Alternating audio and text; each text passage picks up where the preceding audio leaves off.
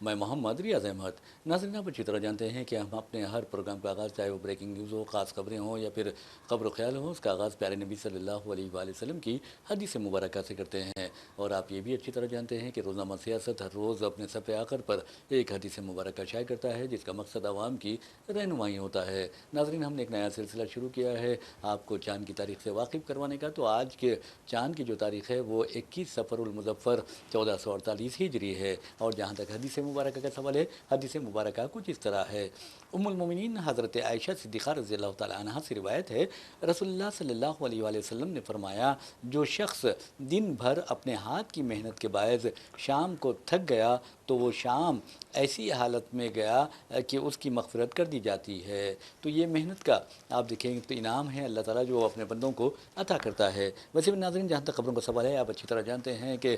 شراب جو ہے ام الخبائث ہوتی ہے، اور شراب کے نشے میں جو شخص دھت ہوتا ہے اور اس لت میں مبتلا ہو جاتا ہے تو وہ اس میں اچھے برے کی تمیز ختم ہو جاتی ہے۔ وہ نہ ماں دیکھتا ہے، نہ بیٹی دیکھتا ہے، نہ بیوی دیکھتا ہے، تو بہرحال نہ بہن دیکھتا ہے، یعنی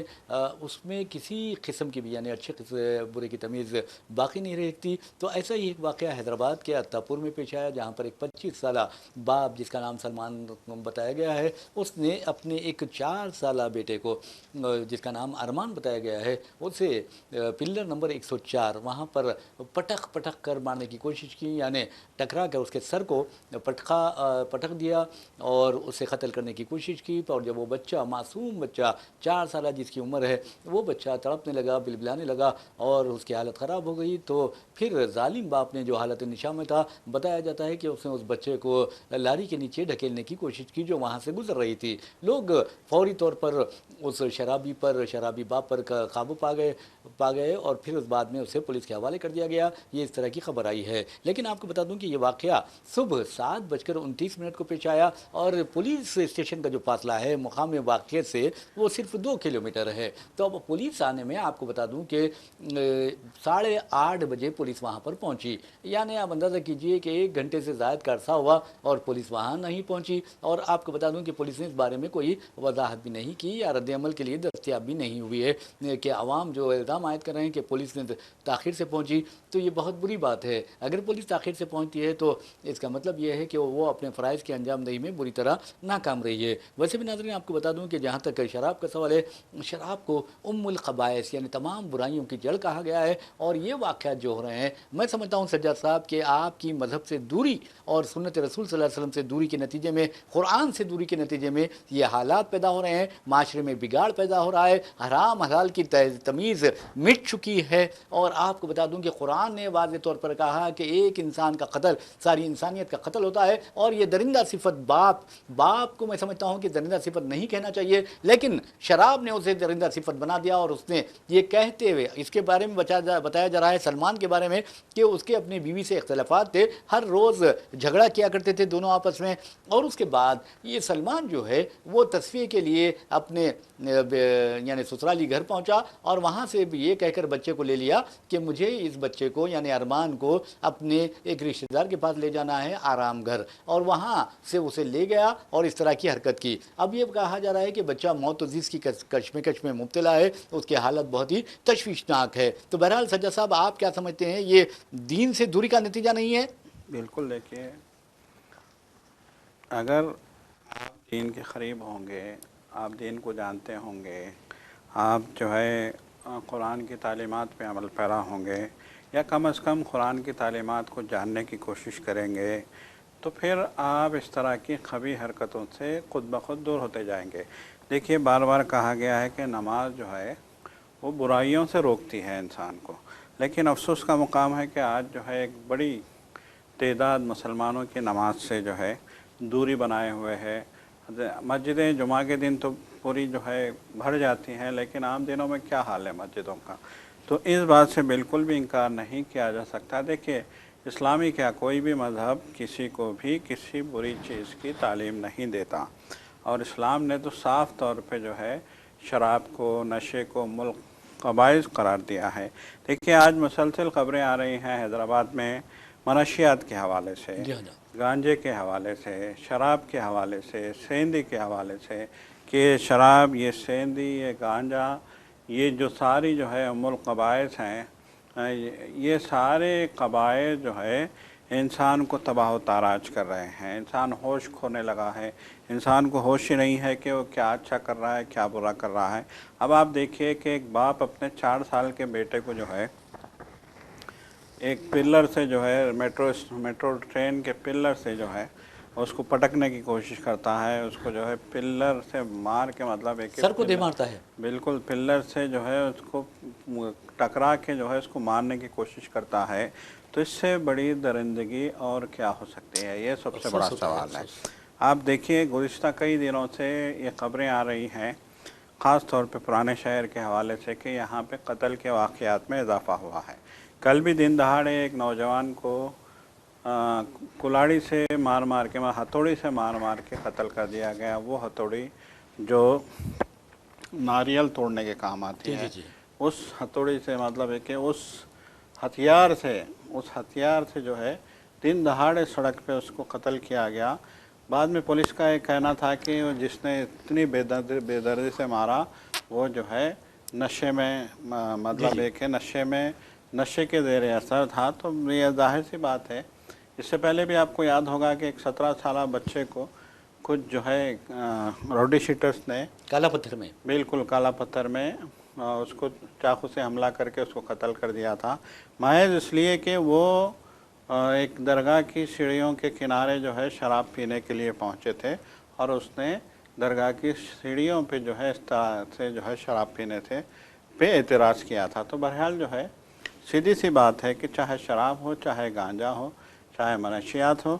آج پورے ملک میں جو ہے منشیات ایک بہت بڑا مسئلہ بنا ہوا ہے۔ آج پورے ملک میں منشیات کے حوالے سے بیداری پیدا کرنے کی کوشش کی جا رہی ہے۔ ہم دیکھ رہے ہیں کہ کیسے منشیات انسان کو تباہ و تاراج کر رہی ہے، گھر اجڑ رہے ہیں، زندگیاں خراب ہو رہی ہیں۔ تو خاص طور پہ جو ہے یہ اشیاء، یہ ساری چیزیں جو ہے خاص طور پہ نوجوانوں کو، 12 سال کے بچوں کو تباہ کر رہی ہیں۔ دیکھیے ایک تو اس سے صحت اندر سے کھوکھلی ہو جاتی ہے، انسان کسی کام کا نہیں رہتا۔ دوسرے، اس کے استعمال سے انسان اپنے ہوش کھو دیتا ہے۔ تو آپ اندازہ لگائیے کہ کس طریقے سے یہ منشیات، یہ شراب، یہ نشہ انسان کو تباہ کر رہا ہے۔ پہلی بات تو یہ کہ ہمیں اپنے گھروں سے جو ہے اس لعنت کے خلاف جو ہے مہم چلانی ہوگی۔ دوسری بات، آپ نے سب سے اہم بات آپ نے یہ کہی ہے کہ جو ہے مذہب سے دوری اس طرح کی لعنتوں سے جو ہے انسان کو دوچار کر رہی ہیں۔ تو اب ضرورت اس بات کی ہے کہ ایک بار پھر ہمارے نوجوانوں کو، نئی نسل کو، بچوں کو جو ہے مذہب کے قریب لایا جائے، مذہبی تعلیمات سے آراستہ کیا جائے، اور مذہبی تعلیمات کے حصول میں اور مذہب کی جو ہے جتنے بھی مسائل ہیں، شرعی مسائل ہیں، فقہی مسائل ہیں، ان مسائل سے ان بچوں کو واقف کروایا جائے، نماز کے لیے ان کو پابند بنایا جائے، اور پھر ان کو دیکھیے جب یہ نماز کے لیے پابند ہوں گے، جب یہ دینی مسائل کے قریب آئیں گے، جب یہ علماء سے بات کریں گے، جب یہ علماء کے جو ہے روبرو جو ہے زانوہ ادب طے کریں گے، تو پھر اس کے بعد اپنے آپ ان میں تبدیلی آنے شروع ہوں گی۔ اپنے آپ جو ہے لوگ دیکھیں گے کہ کیسے معاشرہ سدھر رہا ہے، کیسے معاشرہ ایک بہتری کی طرف جا رہا ہے۔ تو ساری معیشت کا، سارے معاشرے کا، سارے گھر کا دار و مدار جو ہے لوگوں کے رویے پہ ہوتا ہے۔ عام آدمی کے جو ہے کیا رویہ ہے، اگر وہ مذہب کی طرف جا رہا ہے تو وہ بھلائی کی طرف جا رہا ہے، اگر وہ مذہب سے دوری اختیار کر رہا ہے تو دوسرے معنوں میں وہ نشے کی طرف جا رہا ہے، اور نشہ تباہی کی شکل میں سامنے آتا ہے۔ بہرحال ناظرین، میں آپ کو بتا دوں کہ جہاں تک نشے کا سوال ہے، نشے کی لعنت کا یا لت کا سوال ہے، تو آپ کو بتا دوں کہ کسی قوم کو اگر تباہ کرنا ہے تو اس کے نوجوانوں کو نشے کی حالت میں مبتلا کر دیا جاتا ہے۔ اور ایسا لگتا ہے کہ حیدرآباد میں بھی ایک منصوبہ بند انداز میں، ایک منصوبہ بند سازش کے تحت نشے کی لت پھیلائی جا رہی ہے، ایک وبا کی طرح پھیلائی جا رہی ہے۔ اور آپ دیکھیں گے کہ مختلف محلوں میں، محلہ جات میں اس طرح کے حالات پیدا ہو رہے ہیں کہ نوجوان قبرستانوں میں بیٹھ کر، نوجوان ویرانوں میں بیٹھ کر اس طرح کی حرکتیں کر رہے ہیں، منشیات کا استعمال کر رہے ہیں۔ رہے ہیں، اور خاص طور پر دیکھیے کہ تعلیم یافتہ نوجوانوں کو اس چیز سے بچانا بہت ضروری ہے، کیونکہ یہ ہمارے ملت کا اثاثہ ہوتے ہیں، قوم کا اثاثہ ہوتے ہیں، ملک کا اثاثہ ہوتے ہیں، اور اگر ان کی حفاظت نہیں کریں گے تو یہ بہت زیادہ آپ کے لیے اور معاشرے کے لیے پریشانی کا باعث بن سکتے ہیں۔ ویسے میں ناظرین آپ کو بتا دوں کہ ہمارے شہر حیدرآباد کے جو مضافاتی علاقے ہیں سجاد صاحب، وہاں پر باضابطہ ڈرونس استعمال کیے جا رہے ہیں تاکہ نشہ کرنے والے لوگوں پر نظر رکھی جا سکے، اور آپ دیکھیں گے کہ اس کے نتائج بھی اچھے برآمد ہو رہے ہیں۔ لیکن افسوس کی بات یہ ہے کہ پرانے شہر کو ایسا لگتا ہے کہ نشے کا ایک مرکز بنانے کی یعنی منشیات کا ایک مرکز بنانے کی کوششیں کی جا رہی ہے، اور اس سلسلے میں یہ بھی کہا جا رہا ہے کہ جو بڑی مچھلیاں ہوتی ہیں اسے پولیس نظر انداز کرتی ہے، اور جو چھوٹے مچھلیاں ہوتے ہیں، بے قصور لوگ جو ہوتے ہیں، انہیں جھوٹے مقدمات میں پھنسا دیا جاتا ہے۔ تو بہرحال ناظرین، آپ پنجاب ہمارے سامنے ہے، پنجاب میں آپ دیکھیں گے کہ اس طرح کے حالات پیدا ہوئے، اور وہاں نوجوان نسل کو تباہ کرنے کے لیے منشیات کے لت میں انہیں مبتلا کر دیا گیا، اور آپ نے دیکھا کہ ایک فلم بھی آیا تھا اڑتا پنجاب۔ تو یہ چیزیں ہیں کہ نوجوان نسل کو کھوکھلا کر دیا جاتا ہے۔ تو بہرحال ہم امید کرتے ہیں کہ حیدرآبادی اس سے بہت ہی چوکس رہیں گے، اور جو سازشیں حیدرآباد میں نوجوانوں کے خلاف رچی جا رہی ہیں اسے ناکام بنائیں گے۔ ویسے میں ناظرین آپ کو بتا دوں کہ ہمارے وزیر اعظم نریندر مودی کے بارے میں اگر آپ اچھی بات کہیں گے، ان کی تعریف کریں گے، ان کی جھوٹی تعریف کریں گے، اور ان کے ناکامیوں کو کامیابی کے طور پر پیش کریں گے، تو آپ کو سر آنکھوں پر بٹھایا جائے گا، اور آپ کو ممتا بنرجی کے بقول ایک ایسی مشین میں یا واشنگ مشین میں ڈال دیا جائے گا جس کے بعد آپ کے دامن پر کرپشن کے، لوٹ مار کے، ڈکیتی کے، فلاں کے یا مجرمانہ مقدمات کے، فوجداری مقدمات کے کوئی دھبے باقی نہیں رہیں گے۔ تو بہرحال لیکن اگر وزیر اعظم پر تنقید کرتے ہیں یا وزیر اعظم کا کوئی ویڈیو بھی آپ ہٹا دیں گے، اور چاہے آپ مارک زکربرگ کیوں نہ ہو، تو پھر آپ کے خلاف کارروائی ہو سکتی ہے۔ میٹا نے وزیر اعظم نریندر مودی کا ایک ویڈیو ہٹا دیا تھا۔ اب آپ کو بتا دوں کہ پارلیمنٹ کی جو کمیٹی ہے، پارلیمانی کمیٹی ہے، اس پارلیمانی کمیٹی نے 3 دنوں کا الٹیمیٹم دیا ہے مارک زکربرگ کو، یعنی فیس بک کے جو سی ای او ہے، میٹا کے جو سی ای او ہے، انہیں معذرت خواہی کرنے کا۔ تو اور آپ کو بتا دوں کہ یہ پارلیمانی کمیٹی نے یہ بھی انتباہ دیا ہے، ایک آئی ٹی انفارمیشن ٹیکنالوجی جو ایکٹ ہے اس کی دفعہ ہے 79، اس کے تحت آپ کو بتا دوں کہ سیف ہاربر امیونٹی حاصل ہوتی ہے۔ یہ فیس بک کے جو عہدیدار ہیں، جو اعلیٰ افسران ہیں، ان کو یہ یعنی ان کے خلاف کارروائی نہیں کی جا سکتی۔ اب اس پارلیمانی کمیٹی نے یہ دھمکی بھی دی ہے کہ اگر تم نے معذرت خواہی نہیں کی تو پھر سمجھو کہ تمہارے جو عہدیدار یہاں پر ہے ان کو جو امیونٹی دی جاتی ہے وہ دفعہ ختم کر دی جائے گی، وہ سیکشن ختم کر دیا جائے گا۔ ویسے ناظرین آپ کو بتا دوں کہ بی جے پی کے رکن پارلیمنٹ نشیکانت دوبے کی صدارت میں اس کمیٹی نے یہ حکم دیا ہے۔ تو سجاد صاحب آپ یہ بتائیے کہ آپ حکومت کہہ رہی ہے کہ ویڈیو ڈیلیٹ کرنا جمہوریت پر حملہ ہے، تو کیا یہ مودی حکومت جو ہے بچوں پر حملے کرواتی ہے یا پھر اقلیتوں کے حقوق دبا دیتی ہے، تو وہ جمہوریت پر حملہ نہیں ہے؟ یہ بالکل دیکھیے، اب تک ہزاروں ویڈیوز ڈیلیٹ کیے گئے ہیں جو حکومت کے خلاف تھے، موجودہ حکومت کے خلاف تھے، حکمرانوں کے خلاف تھے، حکمرانوں کی جو ہے وزیروں کے خلاف تھے، حکمرانوں کے دوستوں کے خلاف تھے۔ یعنی اس جمہوریت پر طرح حملہ کے نہیں ہے وہ؟ بالکل اس طرح کے ویڈیوز کو سرکاری طور پہ ہٹایا گیا ہے۔ اب جو ہے ایک وزیر اعظم کی ویڈیو کیا ہٹا دی گئی،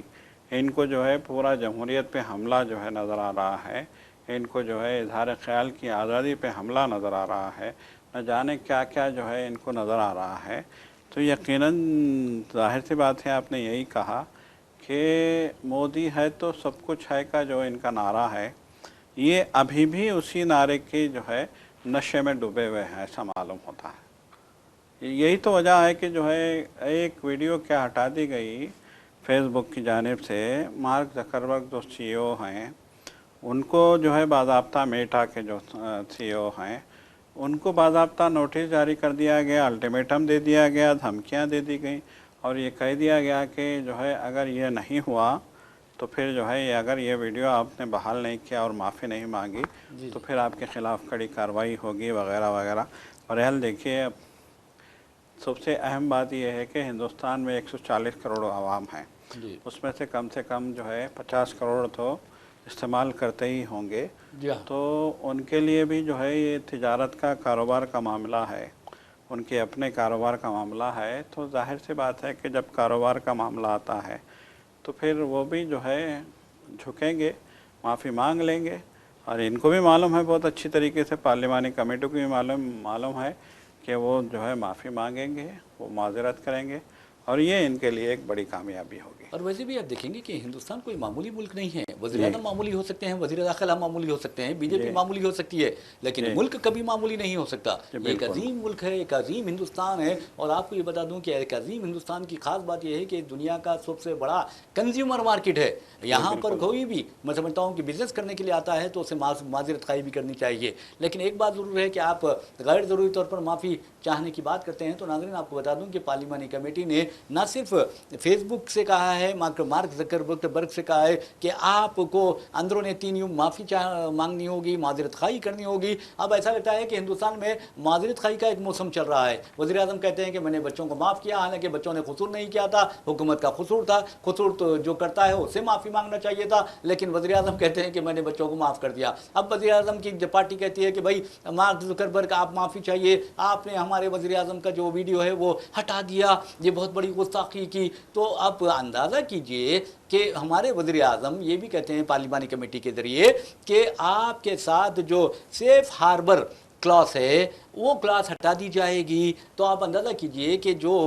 آپ دہشت گرد جو ہیں، جو انتہا پسند جو طبقہ ہے، اور خود میں سمجھتا ہوں کہ آر ایس ایس اور بی جے پی کی جو ذیلی تنظیمیں ہیں، بی جے پی کے قائدین ہیں، جس طرح مسلمانوں کے خلاف بکواس کرتے ہیں، ان کے ویڈیو نہیں ہٹاتے آپ، جی ان کے بالکل آپ کو یہ فکر نہیں ہوتی کہ بھائی یہ اقلیتوں کے خلاف اس قدر سنگین باتیں کر رہے ہیں، گندی باتیں کر رہے ہیں، فحش کلامی کر رہے ہیں، ان کے ویڈیو آپ نہیں ہٹاتے۔ ہاں اگر آپ کا ویڈیو ہٹا دیا جائے تو آپ معذرت خواہی کا مطالبہ کرتے ہیں۔ سجاد صاحب آپ کو بتا دوں کہ حکومت نے، یہ پارلیمانی کمیٹی نے واضح طور پر گوگل کو، واٹس ایپ کو، یوٹیوب کو، ساتھ ساتھ آپ دیکھیں گے ایکس کو، فیس بک کو، اور انسٹاگرام اور اسنیپ چیٹ کو یہ دھمکی دی ہے کہ آپ کم سن بچوں اور خواتین کے استحصال کے ویڈیو بھی ہٹا دو۔ اس نے یہ نہیں کہا کہ اقلیتوں کے خلاف جو بکواس کی گئی ہے فرقہ پرست فورسز نے، ان کو ہٹا دو نہیں کہا ہے۔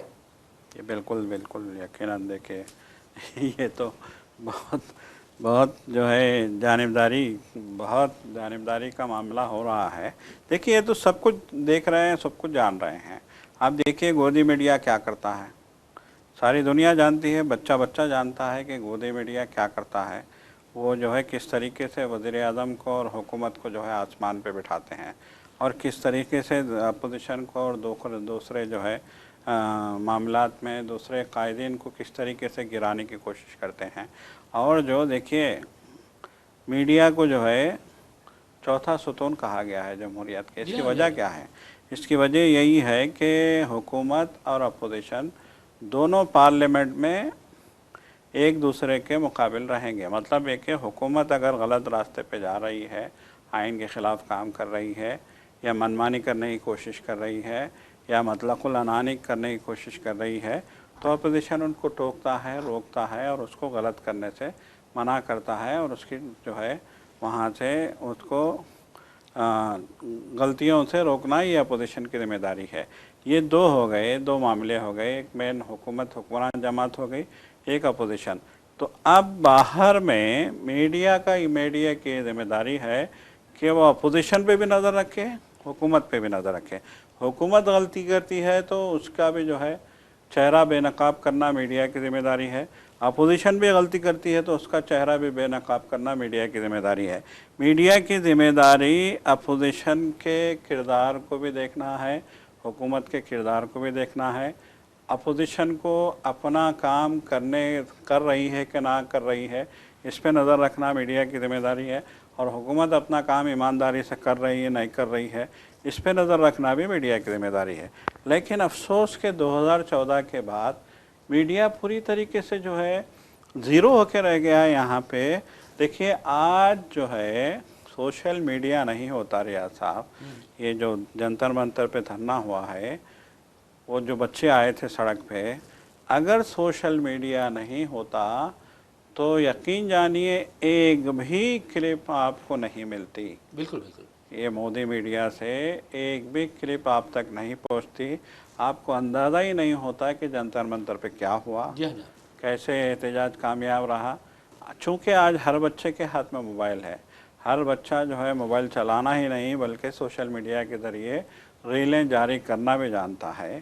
تو اسی کا نتیجہ ہے کہ جب جنتر منتر پہ احتجاج ہو رہا تھا تو ریلوں کا طوفان آ رہا بے تھا، شک بے شک۔ पूरा हिंदुस्तान ही नहीं बल्कि पूरी दुनिया ये जान रही थी कि जंतर मंतर पे क्या हो रहा है, बच्चों का गुस्सा इतना आतिशफ़शा क्यों बन गया है, इतना जो है बच्चे आग बबूला क्यों हैं,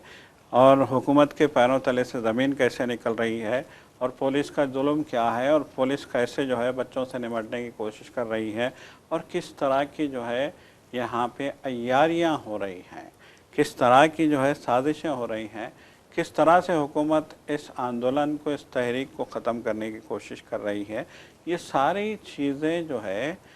बच्चों ने सोशल मीडिया के ज़रिए पूरी दुनिया में वायरल कर दी थी, वरना ये तहरीक कामयाब नहीं होती। कभी धर्मेंद्र प्रधान जो है इस्तीफ़ा नहीं देते। देखिए, जब बच्चों ने गोदी मीडिया को ललकारा, उनकी मजम्मत की, उनको गालियां दी गई, उनको जो है वहाँ पे घेरा गया, उनको घेरा गया, उनके साथ बदतमीज़ी की गई, उनको गालियां दी गई, तो तब जाके गोदी मीडिया को एहसास हुआ, और सारे सहाफ़ियों का ज़मीर जागा है, इस बात से इनकार नहीं किया जा सकता। हो चुका था, बिल्कुल, जो मुर्दा हो चुका था, उनको एहसास हुआ कि अब